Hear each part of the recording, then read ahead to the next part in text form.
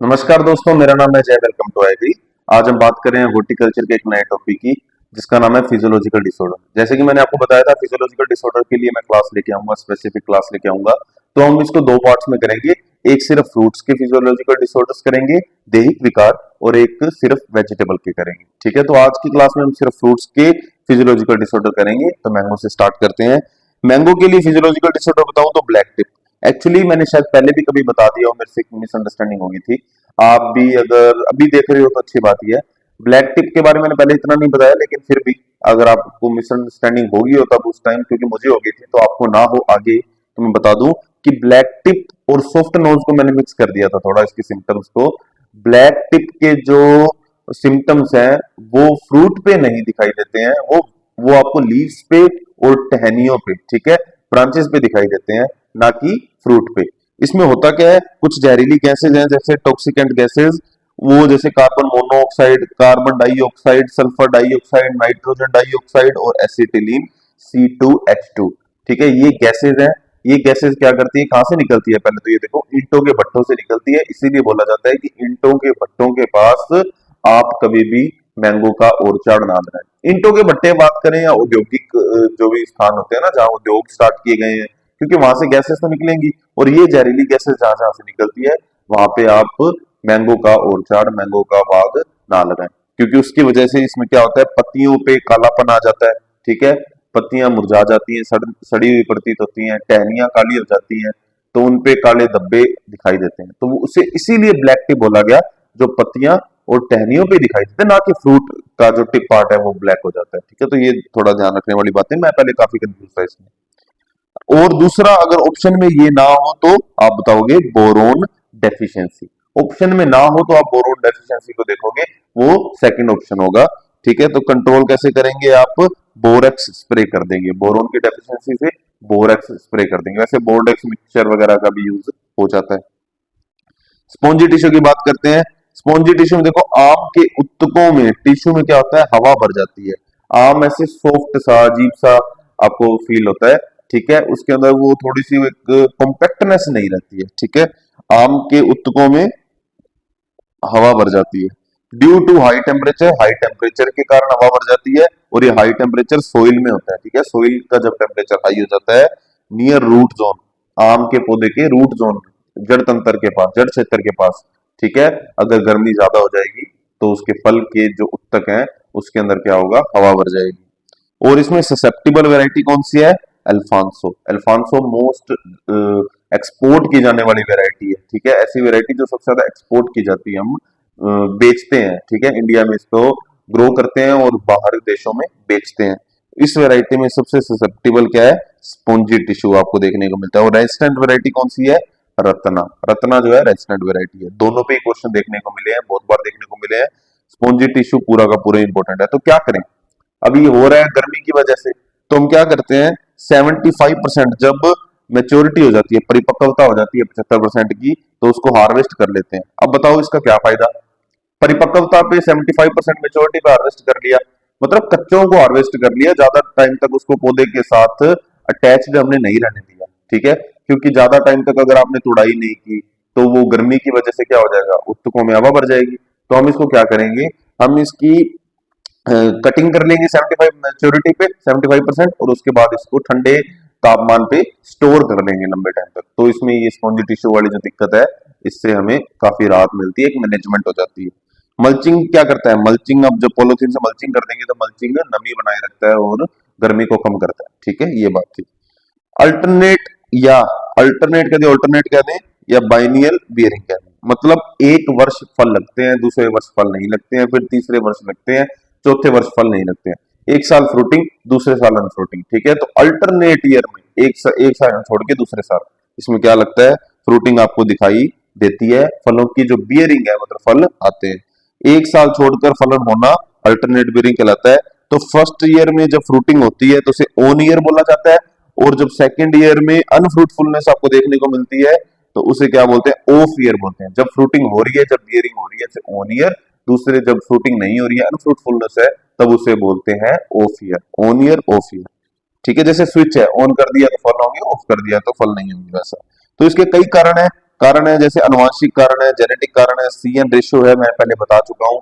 Carbon ज्यादा होता है तो रिप्रोडक्टिव ग्रोथ ज्यादा होती है, फ्लोवर ज्यादा होते हैं। अगर नाइट्रोजन ज्यादा होता है तो वेजिटेटिव मतलब कायिक वृद्धि ज्यादा होती है। ड्यू टू न्यूट्रिएंट डेफिशिएंसी, पोषक तत्वों की कमी जैसे नाइट्रोजन वगैरह और हम कह सकते हैं पोटेशियम का काफी इफेक्ट पड़ता है, ठीक है। तो उनको कह रहे हैं कि न्यूट्रिएंट डेफिशिएंसी की वजह से भी ये दिक्कतें आपको देखने को मिलती है। अब बात करते हैं मैनेजमेंट की।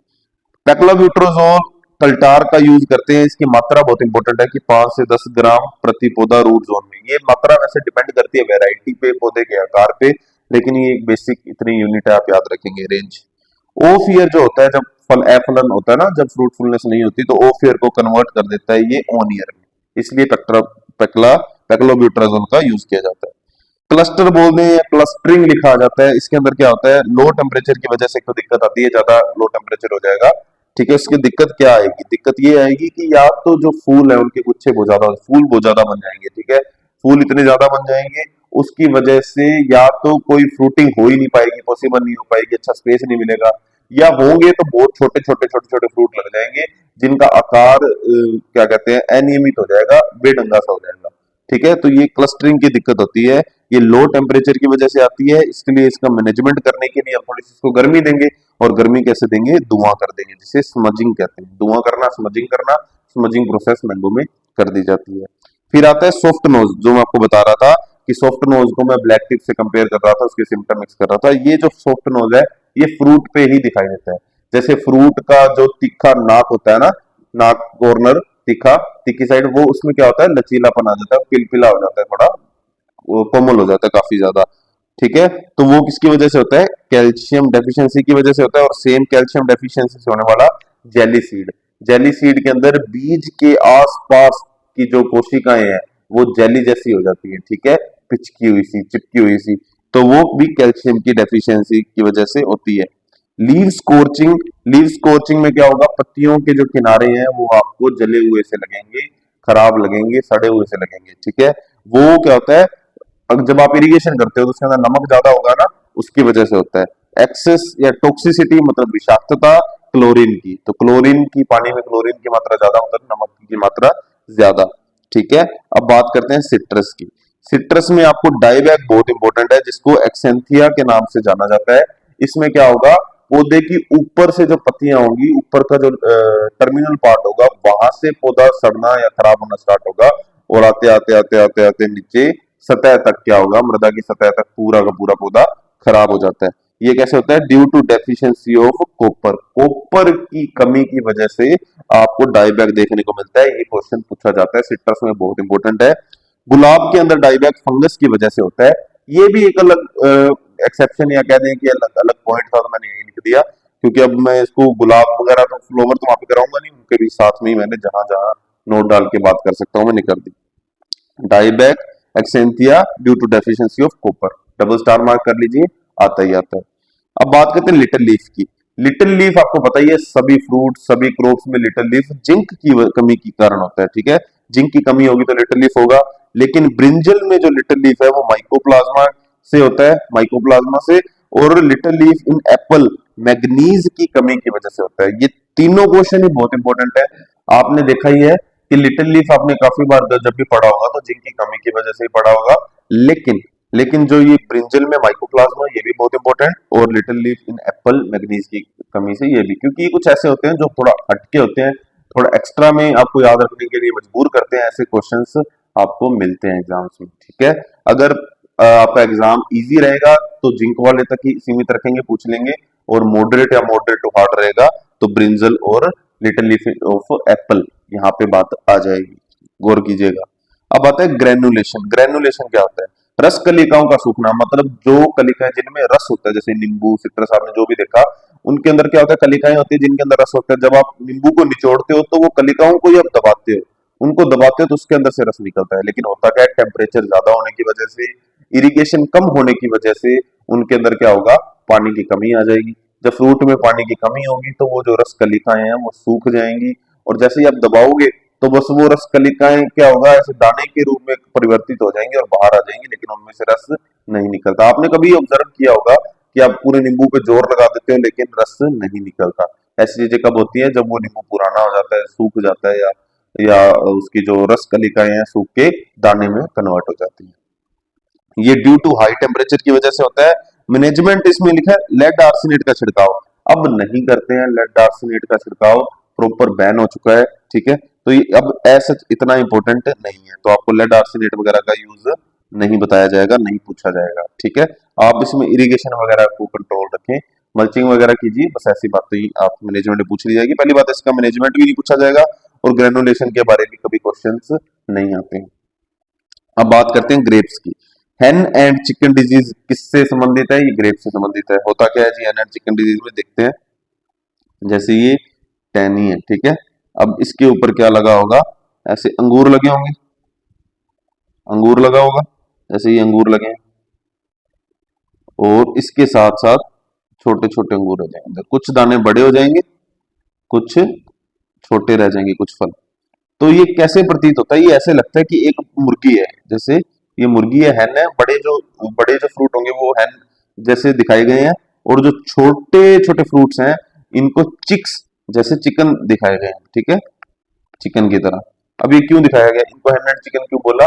जैसे मुर्गी के पीछे उसके छोटे छोटे बच्चे चलते हैं, वैसे ही ये प्रतीत होता है कि एक बड़े फ्रूट के साथ एक या दो बड़े फ्रूट होंगे, और उसके बाद में पूरी की पूरी बेल पे आपको छोटे छोटे छोटे छोटे फ्रूट दिखाई देंगे। वो भी वैसे ही प्रतीत होते हैं जैसे मुर्गी के पीछे छोटे बच्चे। इसीलिए इसको हैन एंड चिकन डिजीज बताया गया। और ये किससे संबंधित है? आपकी ग्रेप से संबंधित है। पिंक बेरी, पहले तो सॉरी, फ्रूट से रिलेटेड डिजीज है हैन एंड चिकन, तो वो बोरोन डेफिशिएंसी की वजह से आपको देखने को मिलता है। फ्रूट से संबंधित जितने भी रोग होते हैं वो बोरोन की डेफिशिएंसी से लगभग जो अलग होंगे वो आपको बता दी जाएंगे। पिंक बेरी की बात करें तो ये ड्यू टू हाई टेम्परेचर की वजह से आपको देखने को मिलता है। जब टेम्परेचर बहुत ज्यादा हो जाता है, सूरज की सीधी किरणें फ्रूट पे गिरती हैं, तो आपको पिंक कलर का उसमें थोड़ा सा चेंज देखने को मिलता है, ठीक है, ऐसे कह सकते हैं। अब बात करते हैं कैलिक्स एंड्रोट। होता क्या है कैलिक्स एंड्रोट? देखो इसको भी गौर कर लो, कैलिक्स एंड्रोट की। तो ये जो कैलिक्स है, कैलिक्स क्या होता है? ये जो पार्ट है जहां पे आपको क्या देखने को मिलेगा? फूल अटैच होगा, जहां से आपको फ्लोवर अटैच होगा, और फ्लोवर ही बाद में क्या बनता है? फ्रूट बनता है। तो जहां पे फ्लोवर अटैच होता है उसको बोलते हैं कैलिक्स, ठीक है, उसको बोलते हैं कैलिक्स। तो फ्रूट के बिल्कुल नीचे जहां से फ्रूट अटैच होगा, वैसे बोल सकते हैं, जहां से फ्रूट अटैच होगा वहां पे आपको सड़न देखने को मिलती है, ठीक है, सड़ा हुआ प्रतीत होता है। तो वो होता है आपका कैलिक्स एंड रोट। ये किसकी वजह से होता है? Due to calcium deficiency. Calcium की कमी हो जाने पर आपको कैलिक्स में क्या देखने को मिलेगा? सड़न देखने को मिलेगी, ठीक है, उसको बोलते हैं कैलिक्स एंड रोट।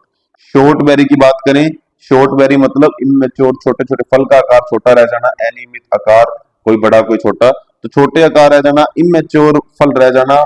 और जो छोटे फ्रूट होते हैं ना ग्रेप्स के, जितने छोटे होंगे उतने ज्यादा वो खट्टे हो जाते हैं, तो वो कड़वे और खट्टे होते हैं, छोटे होते हैं। मैनेजमेंट के लिए आप क्या करोगे? एथेरल का यूज करोगे, एथेफोन का यूज करोगे। एथिलीन है वो, या एथिलीन गैस का, जिससे क्या होगा? पौधों को, सॉरी, पौधों को भी, हाँ, पौधों को भी और फ्रूट्स को भी क्या मैच्योरिटी देते हैं, ठीक है, ये गैस का काम है। अब बात करते हैं आंवला की। आंवला में आपको फ्रूट नेक्रोसिस देखने को मिलता है, या इंटरनल ब्रेकडाउन भी कह दिया जाता है। ये बोरोन की डेफिशिएंसी की वजह से होता है, क्योंकि फ्रूट से संबंधित है। इसके अंदर क्या होगा? कुछ जो कोशिकाएं हैं वो कैसी काली पड़ जाती हैं, खराब हो जाती हैं, ठीक है, डैमेज हो जाती हैं फ्रूट के अंदर, इसीलिए उसे फ्रूट नेक्रोसिस बोला, या इंटरनल, क्योंकि फ्रूट के अंदर है तो इंटरनल ब्रेकडाउन बोला। ससेप्टिबल वैरायटी की बात करूं तो आंवला में फ्रांसिस और हाथीजूल, और मेरी तरफ से जो आपको सबसे इंपॉर्टेंट आपको वैरायटी दी जाएगी ससेप्टिबल, वो दी जाएगी फ्रांसिस, ठीक है। तो फ्रांसिस को याद रखें, बहुत इंपॉर्टेंट वैरायटी है। और एक रेस्टोरेंट वैरायटी भी आप याद रखेंगे, चकेया, आंवला की चकेया, ये भी बहुत इंपॉर्टेंट वैरायटी है। ये रेस्टोरेंट वैरायटी है किसके लिए? फ्रूट नेक्रोसिस पे। अब बात करते हैं गुआवा की।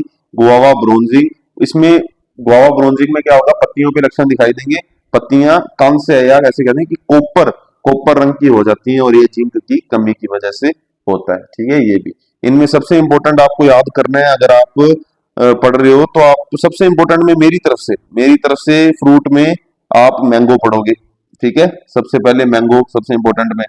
दूसरा आप सबसे इंपॉर्टेंट में पढ़ोगे सिट्रस को, ये सबसे इंपॉर्टेंट है। तीसरा आप पढ़ोगे ग्रेप्स को।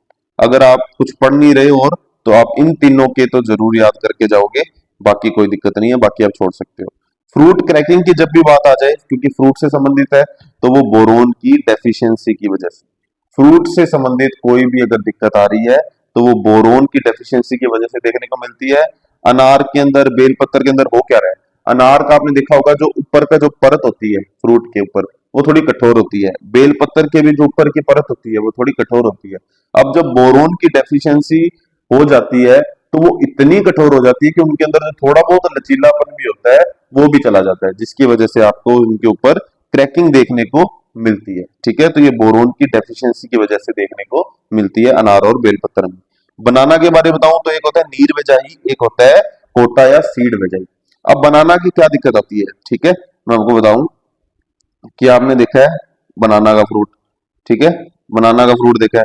अब इसके अंदर क्या होगा, आपने थोड़ा सा धब्बा देखा होगा, धब्बा लाइक ये बनाने के फ्रूट में यहाँ पे धब्बा देखा होगा, ऐसे ब्राउन कलर का धब्बा देखा होगा, और वो ऐसे आपको दिखेगा कि जो कोशिकाएं थी वो बिल्कुल ही पानी की तरह लिपलिपी हो चुकी हैं। ठीक है, मेरा फील समझ रहे हो, पानी की तरह बिल्कुल ऐसे मुलायम लिपलिपी सी, एक लेसदार जैसे कह दें। ठीक है, वो आपको देखने को मिलता है कि बनाना के फ्रूट के ऊपर ब्राउन से कलर का, तो वो है नीर वेजाई कंडीशन। ठीक है, फ्रूट पे दिख रही है तो किसकी कमी की वजह से, बोरोन की डेफिशिएंसी की वजह से। बोरोन को पकड़ लो, फ्रूट पे दिखाई दे रही है। अब आ रहा है कोटा या सीड वेजाई। अब इससे मतलब ये नहीं है कि सीड से रिलेटेड कोई बात है, इसका मतलब है आपने देखा होगा बनाना दो तरह का है, या तो आपको लचीला दिखाई देगा, या बनाना स्टफ इतना हार्ड दिखाई देगा कि वो चबाने लायक नहीं रहता। चबाने के लिए हमें थोड़ा सा सॉफ्टनेस भी चाहिए होती है, और ना तो बनाना ऐसा हो जाए नीर वेजाई की तरह कि बिल्कुल ही पानी जैसा पिलपिला हो जाए, और ना हमें कठोर चाहिए, सीड जैसा कठोर भी ना हो जाए। तो कोटा वेजाई या सीड वेजाई मतलब बनाना जो है वो आपका कठोर हो जाता है, बिल्कुल सीड की तरह कठोर हो जाता है, इसीलिए ठीक है उसे कोटा वेजाई बोला। और ये भी फ्रूट पे ही आ रही है डिजीज, तो ये भी किसकी वजह से, बोरोन की डेफिशिएंसी की वजह से। तो ये था आपका बनाना और गुआवा, सिट्रस, ग्रेप्स और मैंगो पे आपने फिजियोलॉजिकल डिसऑर्डर कर लिए। उम्मीद करता हूँ आपको समझ आया होगा। समझ आया होगा तो नेक्स्ट क्लास के लिए हमें सब्सक्राइब कर लीजिए। हम लोग क्वालिटी बिलीव रखते हैं। नेक्स्ट वीडियो में मिलते हैं। Thanks for watching. Bye bye guys.